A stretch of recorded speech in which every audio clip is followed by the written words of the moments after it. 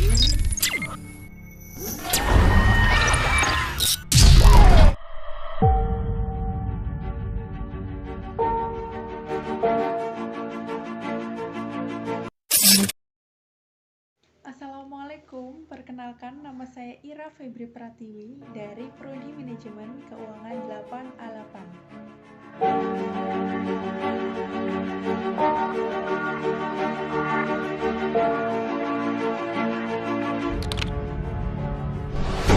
Selamat datang di tugas yang akan saya persembahkan terkait perdagangan internasional ekspor dan impor.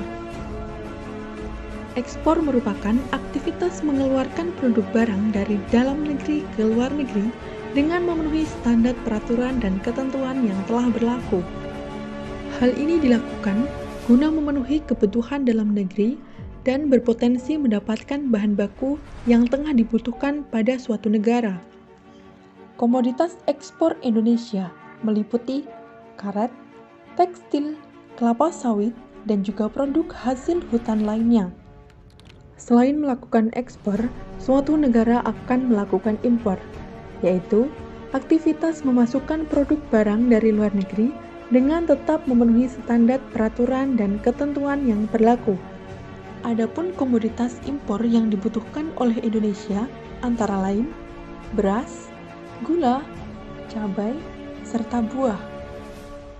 Kebijakan ekspor yang menjadi hambatan pada perdagangan internasional. Diskriminasi harga, pemberian premi atau subsidi, dumping, politik dagang bebas, larangan ekspor. Kebijakan impor yang menjadi hambatan perdagangan internasional. Kuota, tarif, subsidi, larangan impor. Seperti contoh, proteksi, Indonesia melakukan perlindungan yang sangat ketat pada barang-barang impor. Mengenai tarif, pemerintah mengenakan tarif berupa pajak, serta non-tarif berupa kuota atau perizinan. Tarif merupakan suatu pembebanan terhadap barang yang melintasi suatu daerah pabean.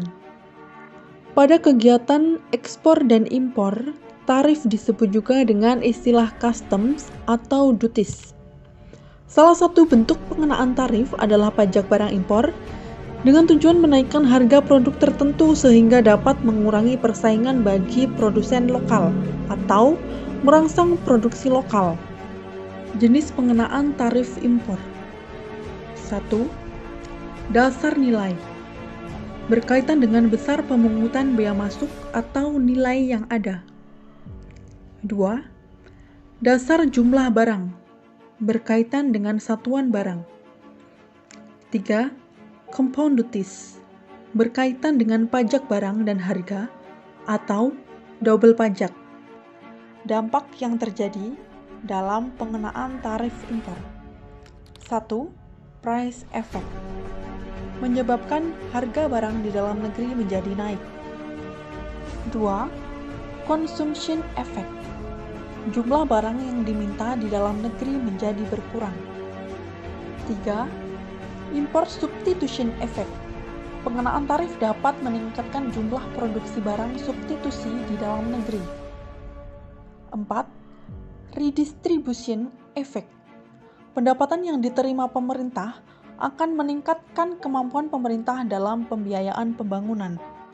Selain hambatan pada perdagangan tarif, juga terdapat perdagangan non-tarif, di mana pembatasan perdagangan selain hambatan tarif yang tidak diperbolehkan lagi karena akan mengganggu distorsi pasar dunia.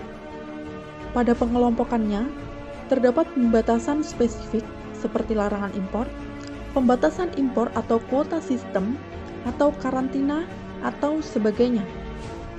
Peraturan bea cukai seperti tata laksana impor tertentu, penetapan harga pabean, partisipasi pemerintah seperti subsidi, insentif ekspor, dan juga sebagainya. Beberapa hal yang berkaitan dengan hambatan non-tarif pada perdagangan internasional seperti pelanggaran HAM, isu kesehatan, isu politis, penetapan halal, dan standarisasi internasional. Berkaitan dengan kuota impor, terdapat beberapa macam, antara lain unilateral quota, bilateral quota, tarif quota, dan mixing quota. Selanjutnya ada perdagangan bebas, di mana perjanjian di antara dua negara atau lebih membentuk wilayah perdagangan bebas, di mana perdagangan barang dan jasa di antara mereka dapat melewati pembatasan negara masing-masing tanpa dikenakan hambatan tarif ataupun hambatan non-tarif.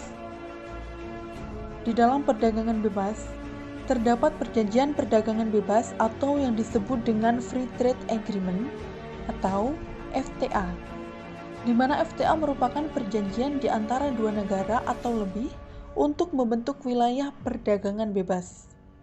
Manfaat FTA antara lain, yang pertama ada trade creation, di mana terdapat transaksi baru dengan negara yang sebelumnya belum pernah ada, yang tadinya tidak boleh menjadi boleh.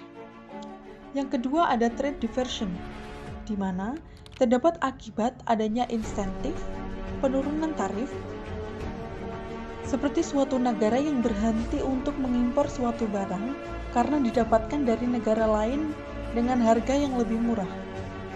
Beberapa FTA yang melibatkan Indonesia baik dalam kerangka bilateral maupun regional antara lain Indonesia dengan Jepang, ASEAN dengan Cina, ASEAN dengan Korea, dan ASEAN dengan India. Terima kasih, semoga video ini dapat bermanfaat bagi kita semua.